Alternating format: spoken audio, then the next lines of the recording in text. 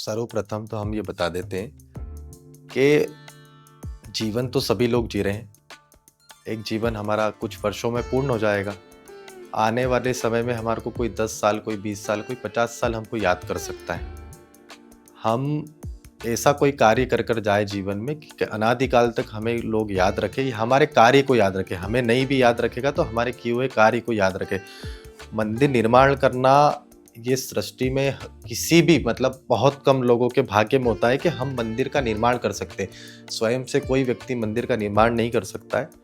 प्रकृति उनको संकेत देती है, प्रकृति उनको कार्य में लगाती है। प्रकृति ने तय कर रखा है कि आप मंदिर निर्माण में कौन सहयोग कर सकता है। आप चाहेंगे आप स्वयं से मंदिर का निर्माण कर ले, आप नहीं कर सकते जब तक प्रकृति नहीं चाहेगी।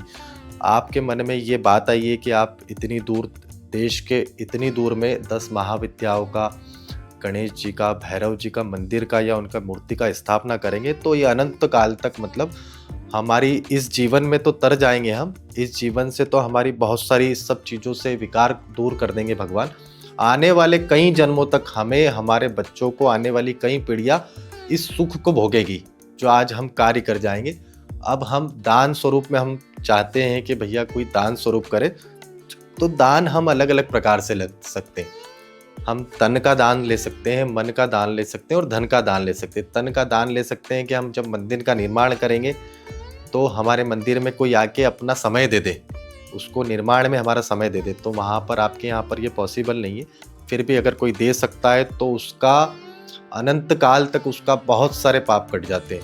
हम मन से सहयोग करना चाहते हैं तो मन से सहयोग ये है कि हम वहाँ पर उस कार्य में लग जाएं। हम अगर नहीं मदद कर सकते हैं तो उसमें जुट जाएं, हम कई सहयोगियों को उसमें जुड़ सकते हैं। ये हम मन से ये कार्य कर सकते हैं। और आपके यहाँ जो सबसे सरल कार्य है, आप इस विदेश के अंदर सबसे सरल कार्य धन से सहयोग करना। इससे सरल आपके यहाँ कोई कार्य नहीं है, क्योंकि तन मन से आदमी सहयोग नहीं कर सकता है। वहाँ की व्यस्तता, वहाँ का जो दैनिक दिनचर्या, उसके कारण से धन से हम पूर्ण रूप से सहयोग कर सकते हैं। दान जीवन में इतना महत्वपूर्ण है कि हम अगर जाने अनजाने कोई पाप कर्म कर देते हैं, हमें जानकारी नहीं होती, हम कितने कीड़े मकोड़े पैर के नीचे दबा देते हैं, या हम किसी प्रकार से किसी को गलत बोल देते हैं, हमारे मुंह से किसी प्रकार के लिए किसी के लिए गलत निकल जाता है। ये सभी दोषों में और पापों में आता है। हम दान करके इस प्रकार के पापों से नष्ट कर सकते हैं पापों को, और कई जन्मों तक हमारे जीवन में